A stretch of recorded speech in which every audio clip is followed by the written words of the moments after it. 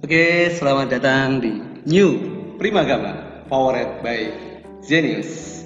Oke, kali ini kita akan mencoba untuk namanya tahu lebih tentang perbedaan K13 dan IKM. Jadi nanti kita akan mencoba untuk memahami namanya implementasi kurikulum Merdeka.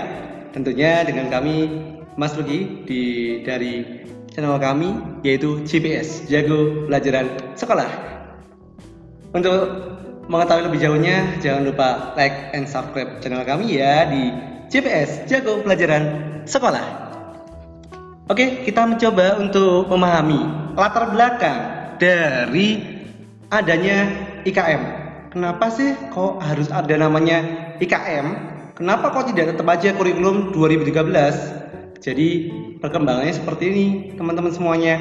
Jadi awalnya dari kita saat ini menerapkan namanya kurikulum 2013. Kemudian pada tahun 2019 kemarin terjadi namanya wabah pandemi COVID-19 sehingga kurikulumnya kita menjadi namanya kurikulum darurat COVID. Nah, kemudian tahun ini yaitu tahun 2022 ada namanya implementasi kurikulum Merdeka. Apa tujuannya dari implementasi kurikulum Merdeka? Tujuannya yakni adalah untuk pemulihan pembelajaran. Jadi setelah kita mengalami namanya masa pandemi COVID sekitar hampir 2 tahun ya, jadi pembelajaran kita secara daring, anak sudah mulai jenuh. Bahkan guru-gurunya juga sama, mulai jenuh juga dengan pembelajaran secara daring. Kalau misalkan kita tanyain siswa, apakah lebih suka pembelajaran daring apa luring? Sepertinya ada yang memilih daring, ada yang memilih luring. Kalau pribadi saya, ya mending sepertinya luring saja gitu ya. Kenapa? Kita harus bisa namanya menimba ilmu lebih banyak. Kalau misalnya kita langsung pembelajaran secara luring, kita mudah bertanya kepada guru. Guru pun mudah dalam pengawasannya kita. Apakah kita benar-benar belajar apa tidak? Tapi kalau misalnya pembelajarannya secara daring, itu kadang banyak sekarang anak-anak itu yang dia belajar. Emang di absennya ada, zoomnya ada, tetapi dia tidak mengikuti Zoom, hanya HP-nya saja mengikuti Zoom. Bagaimana? Jadi kemudian pengetahuan apa yang mereka dapatkan dari hal tersebut? Kalau berperilaku curang seperti itu, kasihan anak-anak semuanya. Jadi untuk itulah kita perlu namanya melakukan pembenahan pembelajaran kita ya, dengan pemulihan pembelajaran melalui IKM tentunya. Jadi ini untuk mendongkrak anak-anak biar namanya ini dia, biar kita menjadi lebih baik lagi. Karena apa? Karena di Indonesia itu telah mengalami namanya krisis pembelajaran. Jadi ini ada dari PISA, sumbernya dari OECD 2018. Jadi studi nasional kita untuk membaca matematika dan sains dalam beberapa tahun terakhir ini emang mengalami namanya penurunan, sehingga perlu namanya peningkatan.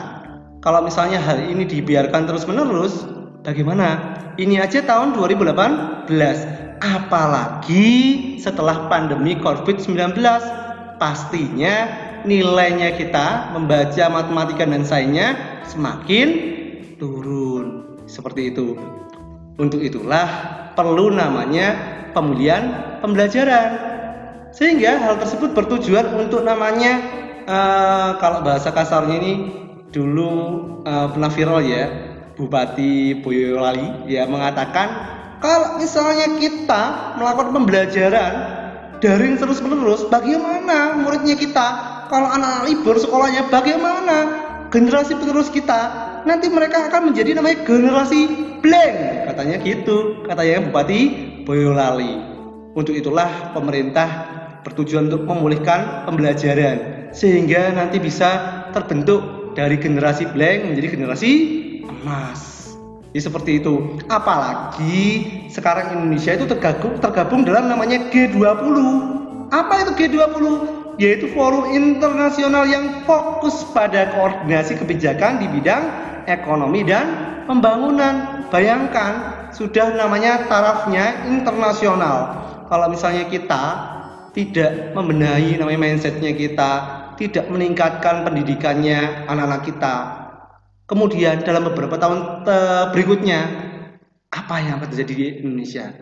Indonesia akan semakin maju, apa semakin terpuruk? Seperti itu. Jadi kita intinya di sini kembali lagi ya, seperti semboyannya Bapak pendidikannya kita, namanya Ki Hajar Dewantoro. Ada 3 semboyan, apakah tahu? Yaitu Ing Ngarsa Sun Tulodo, Ing Madya Mangunkarsa, Tutwuri Handa Yani. Itu yang menjadi namanya logo Kemendikbud ya, Dinas Pendidikannya kita. Jadi semboyan itu diterapkan oleh negara lain, yakni negara Finlandia. Itu berhasil penerapan semboyan itu, sehingga pendidikan di sana menjadi semakin maju. Kita pun juga seperti itu. Kita ingin pendidikan di Indonesia menjadi semakin maju untuk namanya menciptakan generasi emas kepada peserta didiknya kita. Oleh sebab itu perlu diadanya namanya kurikulum yang baru. Jadi kalau misalnya kita studi apa sih efektivitas kurikulum yang ada? Jadi ini rancangan kurikulum saat ini dan arah perubahannya. Struktur kurikulum yang saat ini itu masih kurang fleksibel. Jam pembelajaran ditentukan per minggu, ya kan? Kalau di kurikulum yang baru ini nanti strukturnya lebih fleksibel. Jam pembelajarannya ditarget, ya, namanya untuk dipenuhi dalam 1 tahun. Itu kalau dari strukturnya. Kemudian kalau dari materinya terlalu padat kalau kurikulumnya sekarang, sehingga tidak cukup waktu untuk melakukan pembelajaran yang mendalam dan yang sesuai dengan tahap perkembangan peserta didik. Untuk itu perlu adanya namanya perubahan, yakni harus fokus pada materi esensial, materi pokok yang perlu dicapai siswa setiap fase. Seperti itu. Kemudian materi pembelajaran yang tersedia kurang beragam, sehingga guru kurang leluasa dalam pengembangan pembelajaran kontekstual, jadi sesuai dengan kondisi yang saat ini. Kemudian diharapkan dengan adanya IKM ini akan memberikan keleluasaan bagi guru menggunakan berbagai perangkat ajar sesuai kebutuhan dan karakteristik peserta didik. Karena emang peserta didiknya kita beragam, apalagi dengan adanya namanya zonasi ini. Kalau dahulu ada namanya SD, SMP, SMA favorit, sehingga di situ terkumpul siswa-siswa yang kemampuannya bisa di atas rata-rata. Tapi kalau sekarang ada namanya zonasi, jadi siswanya beragam, ada yang kemampuannya tinggi, sedang, dan ada yang kurang. Seperti itu. Oleh sebab itu perlu adanya namanya pengembangan dalam materinya. Kemudian teknologi digital belum digunakan secara sistematis untuk mendukung proses belajar guru melalui berbagai praktik yang baik. Kalau sekarang ada aplikasi yang menyediakan berbagai referensi bagi guru untuk dapat terus mengembangkan praktek mengajar secara mandiri dan berbagi praktek baik. Oh, emang ada? Iya, melalui namanya platform Merdeka Mengajar. Nanti Bapak Ibu guru bisa menginstal aplikasi tersebut. Siswa pun nanti bisa menggunakannya untuk belajar. Seperti itu ya. Kemudian, kalau misalnya kita tanya, apa sih perbedaan antara kurikulum 2013 dan IKM? Kalau khusus di sini ada jenjang SD ya. Bisa kita lihat di situ dari kerangka dasarnya. Ini yang terlihat mencolok berbedanya adalah di sini ada mengembangkan profil pelajar Pancasila pada peserta didik sesuai dengan namanya semboyannya Bapak pendidikannya kita, namanya Ki Hajar Dewantoro. Ada namanya profil pelajar Pancasila. Kalau dari kompetensinya, kalau di K13 itu ada KI 1, 2, 3, dan 4, yakni ada spiritual, sosial, pengetahuan, dan keterampilan. Kalau di IKM nanti pembelajaran itu disusun per fase urutannya ya. Ada fase A, fase B, dan fase C. Fase A berisi umumnya setara dengan kelas 1 dan 2. Kalau fase B, kelas 3 dan 4, fase C-nya adalah kelas 5 dan kelas 6. Sedangkan dari struktur kurikulumnya tadi sudah dijelaskan juga. Di sini kalau K13 jamnya diatur per minggu, sedangkan kalau di IKM itu diaturnya per tahun. Pendekatannya di K13 masih pendekatan pengorganisasian pembelajaran berbasis tematik integratif. Jadi semua mata pelajaran dijadikan satu dalam buku tema ya. Kalau di IKM nanti pendekatannya yaitu pembelajarannya berbasis mata pelajaran. Ya, kemudian tematik terintegrasi, kemudian ada penggabungan pelajaran. Di sini ada IPA dulu, ada IPS. Sekarang kalau di IKM nanti berubah menjadi mata pelajaran IPAS namanya. IPA dan IPS. Kalau di K13 tidak ada pembelajaran bahasa Inggris. Kalau di IKM nanti ada pelajaran bahasa Inggris yang menjadi mata pelajaran pilihan. Dan ada juga seni budaya yang peserta didik sekurang-kurangnya harus namanya mempelajari 4 mata pelajaran, yaitu seni musik, seni rupa, teater, dan seni tari. Oke, kita lanjutkan di pembelajarannya. Kalau di K13 itu pembelajarannya terfokus hanya pada intrakurikuler atau tatap muka. Untuk kokurikuler dialokasikan beban belajar maksimum 50% di luar jam tatap muka. Apa sih yang namanya kokurikuler? Kokurikuler itu adalah jadi siswa diajak untuk lebih memahami materi pembelajaran yang telah dipelajari pada kegiatan intrakurikuler. Jadi contohnya dengan melakukan namanya kunjungan ke museum. Jadi pembelajaran di luar jam yang bertujuan untuk lebih memahami pelajaran yang telah dipelajari di sekolahan. Contohnya misalnya kita belajar sejarah, kita ke museum, akan lebih paham siswa-siswi kita. Seperti itu. Ya, kalau di IKM paduan antara pembelajaran intrakurikuler sekitar 70-80% dari jam pelajaran dan kokurikuler melalui proyek penguatan profil pelajar Pancasila sekitar 20-30% jam pelajaran. Jadi seperti itu. Jadi ada namanya profil pelajar Pancasila. Jadi lebih fokus untuk membangun namanya karakter peserta didik. Ada soft skill-nya ya.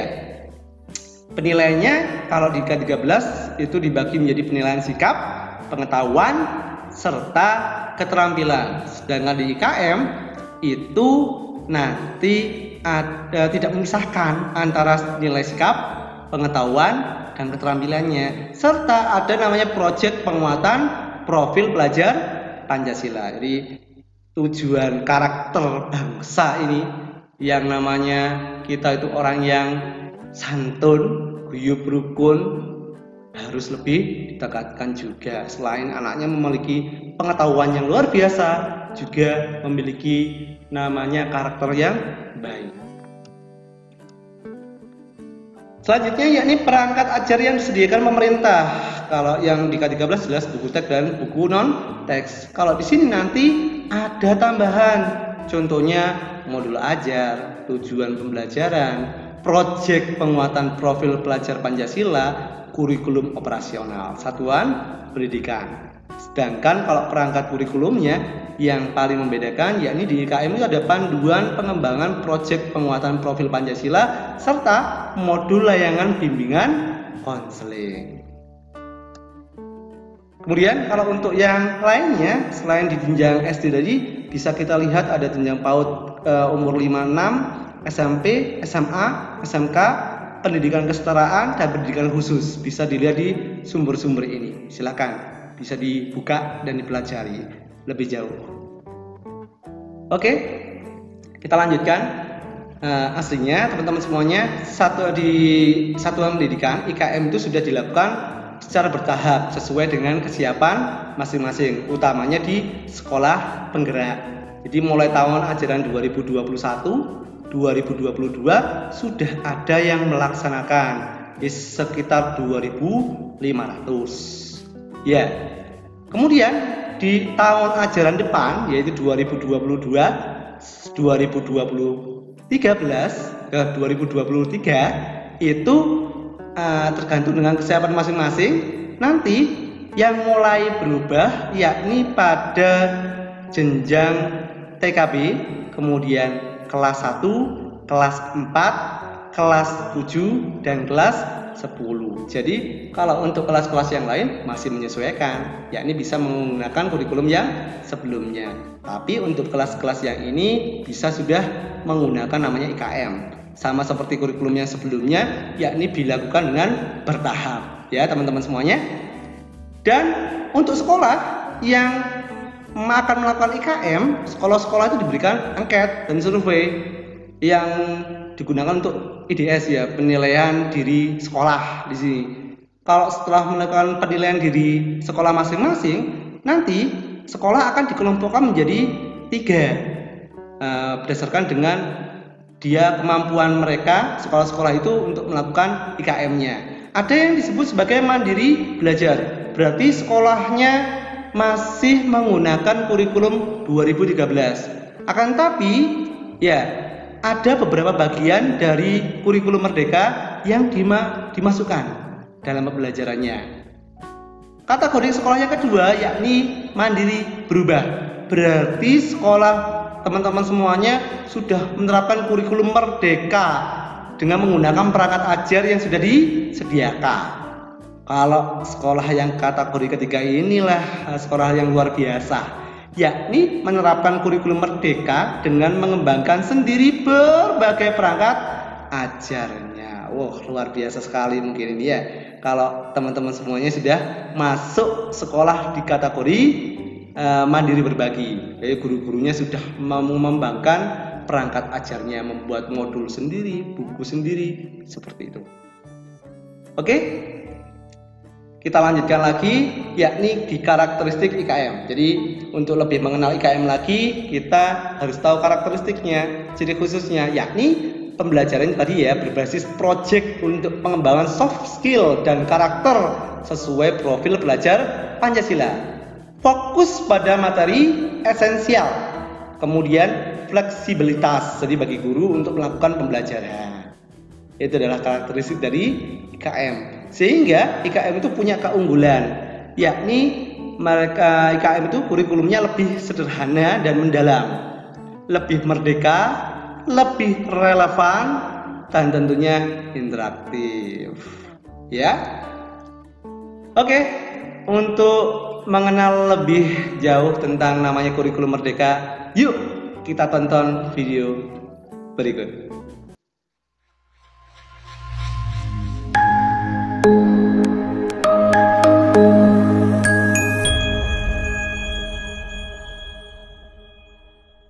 Kurikulum Merdeka dirancang untuk semua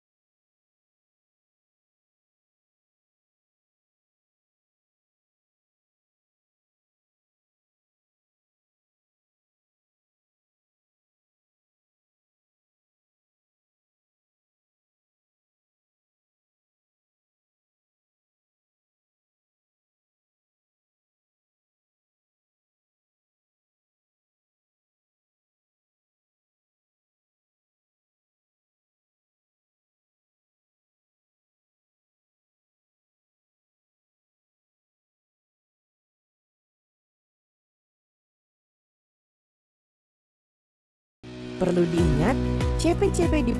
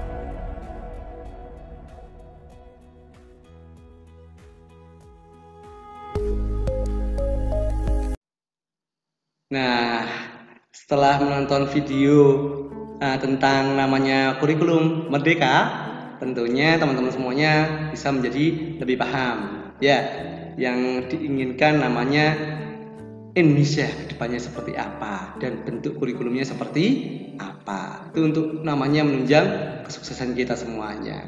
Kemudian di situ ada namanya profil pelajar Pancasila. Apakah teman-teman sudah tahu? Jadi kita diharapkan namanya murid-muridnya punya namanya soft skill dan tentunya karakter yang baik. Untuk itu mereka harus menjadi namanya pelajar Pancasila.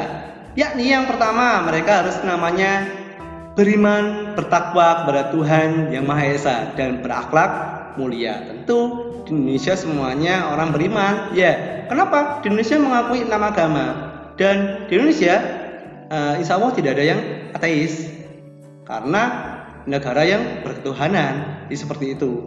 Kemudian berkebinekaan global, jadi mereka sudah paham namanya arah ke internasional yang budayanya, kebiasaannya berbeda-beda. Jadi kita harus tetap menghormatinya untuk namanya menciptakan kedamaian dunia. Kemudian di Indonesia bergotong royong, tentunya ini cirinya Indonesia, gotong royong, guyub rukun, ya. Kreatif, diharapkan kreatif juga dan bernalar kritis, tentunya mandiri sehingga bisa membantu untuk menyelesaikan masalah sosial yang ada. Tadi secara kontekstual, misalnya masalahnya tentang apa? Di sini tentang kecanduan siswa dalam bermain game. Bagaimana cara untuk mengatasinya? Siswa kita ajak untuk berpikir kritis dan bermain kreatif untuk namanya menciptakan solusi dalam pemecahan masalah tersebut. Untuk lebih jelasnya mengenai namanya profil pelajar Pancasila, mari kita simak video berikut. Oke, tonton ya, silakan ditonton. Dalam rangka membentuk SDM unggul yang memiliki kompetensi global dan berperilaku sesuai nilai-nilai Pancasila, Kemendikbud berupaya membentuk profil pelajar Pancasila. Apa itu profil pelajar Pancasila? Disimak ya. Ada 6 karakter yang harus kita aplikasikan dalam kehidupan sehari-hari sebagai pelajar sepanjang hayat. 1. Beriman. bertakwa kepada Tuhan Yang Maha Esa dan berakhlak mulia. 2. Mandiri. 3. Bernalar kritis. 4. Berkebinekaan global. 5. Gotong royong. 6. Dan terakhir adalah kreatif. Nah, keenam elemen ini harus banget kamu aplikasikan dalam hidup kamu agar menjadi satu kesatuan yang saling mendukung dan berkesinambungan satu sama lain. Dik, kata ibu, kamu mau jadi profil pelajar Pancasila ya? Iya dong ya. Berarti kamu tahu dong aspek untuk menjadi profil pelajar Pancasila? Aspek atau nilai untuk menjadi pelajar sepanjang hayat ada 6. Pada nilai beriman, bertakwa kepada Tuhan Yang Maha Esa dan berakhlak mulia, pelajar Indonesia harus memahami beberapa nilai akhlak, yaitu akhlak beragama, akhlak pribadi, akhlak kepada sesama manusia, akhlak kepada alam, dan akhlak bernegara. Beberapa akhlak ini sudah pasti sering kita praktekkan dalam kehidupan sehari-hari ya, seperti taat beribadah, menghormati orang yang lebih tua, menghargai perbedaan, taat pada kewajiban sebagai warga negara Indonesia, dan masih banyak lagi. Berkebinekaan global. Di era globalisasi, profil pelajar Pancasila juga harus bisa beradaptasi dengan budaya lain tanpa melupakan budaya bangsa dan identitasnya.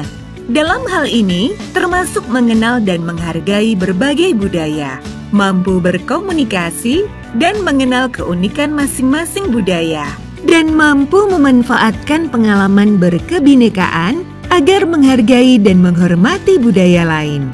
Gotong royong. Elemen yang satu ini pasti sudah sangat melekat pada kehidupan sehari-hari ya. Bukan hanya sekedar bekerja bersama dengan orang lain. Gotong royong yang baik adalah selalu bersikap positif untuk berkolaborasi dan bekerja sama, peduli dan menghargai pendapat orang lain, peka terhadap lingkungan sekitar, serta mau berbagi segala hal yang bisa mencapai keberhasilan bersama. Gambaran sebagai profil pelajar Pancasila yang selanjutnya adalah mandiri. Walaupun terdengar mudah dan sudah merasa menjadi bagian dalam diri, ternyata mandiri yang baik salah satunya yaitu sadar atas kemampuan dirinya, bisa mengendalikan emosi, dan tahu apa yang diperlukan untuk pengembangan dirinya. Tak hanya itu, pelajar Indonesia yang mandiri juga mampu mengatur pikiran dan perasaannya untuk mencapai sebuah tujuan. Bernalar kritis. Profil pelajar Pancasila juga harus bisa mengolah informasi yang diterima secara objektif, kemudian menganalisa, mengevaluasi, baru menerapkan informasi tersebut. Contoh yang sangat mudah, kita harus memiliki keingintahuan yang tinggi. Saat menerima informasi, kita harus menganalisis secara kritis sebagai dasar mengambil keputusan. Elemen yang terakhir, kreatif. Mampu memodifikasi atau menghasilkan sesuatu yang orisinil serta bermanfaat merupakan cerminan pelajar Pancasila yang kreatif. Hal sederhana yang bisa kita praktekkan yaitu dengan tidak malu untuk mengutarakan ide-ide baru. Bukan cuma itu, menghasilkan sebuah karya yang bermanfaat untuk sekitar juga harus kita lakukan. Dari keenam aspek itu, adik udah lakukan semua kan ya? Iya, Dik. Siapa dulu dong yang ngajarin? Ayah. Pesan ayah, keenam aspek itu harus kamu praktekkan dan aplikasikan dalam kehidupan sehari-hari. Agar karakter profil pelajar Pancasila ini akan selalu melekat dalam kepribadian generasi muda Indonesia. Baik, Ayah. Jadilah pelajar Indonesia yang menjunjung tinggi nilai-nilai Pancasila.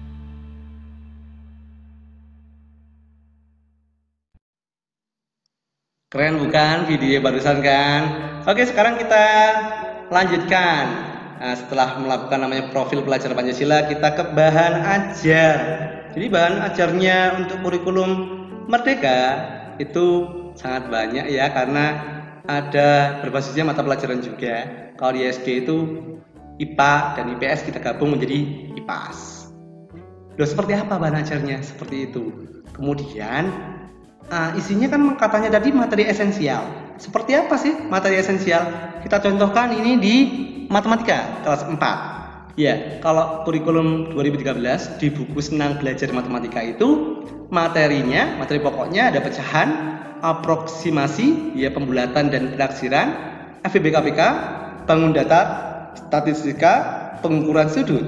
Kalau di IKM, di materi belajar bersama temanmu, matematika untuk sekolah dasar kelas 4 itu ada bilangan dan perhitungannya, berisi penjumlahan, pengurangan, perkalian, pembagian serta pecahan nanti di situ ya. Kemudian bangun datar dan mengenalkan bentuk bangun ruang, statistika dan pengukuran sudut. Sudah terlihat jelas di situ ada 2 materi yang tidak ada di kelas 4, yakni aproksimasi dan FBB dan KPK. Ya kan? Jadinya bebannya untuk mengajar guru, bebannya untuk belajarnya siswa jadi berkurang, teman-teman semuanya. Kalau ingin lebih tahu, silahkan buka bukunya. Jadi bisa di download juga di itu www.Aina Mulyana. Ada buku siswa kelas 4 ya. Buku-buku yang lain juga ada. Sedangkan di gurunya ada namanya platform ini dia, Merdeka Mengajar. Jadi ini guru mengajar, siswa belajar, dan bisa menjadikan siswa dan guru berkarya. Jadi ini adalah situsnya dari Kemendikbudristek bekerjasama dengan GovTech Education, PT Telkom Indonesia. Itulah pembelajarannya kita hari ini. Semoga bermanfaat untuk semuanya dan menjadikan kita lebih tahu tentang IKM. Selamat bekerja, selamat berkarya. Semoga kesuksesan nanti kita semuanya. Jangan lupa like and subscribe channel kami ya. Dan terima kasih, sampai jumpa lagi di video-video kami yang selanjutnya. Wassalamualaikum warahmatullahi wabarakatuh.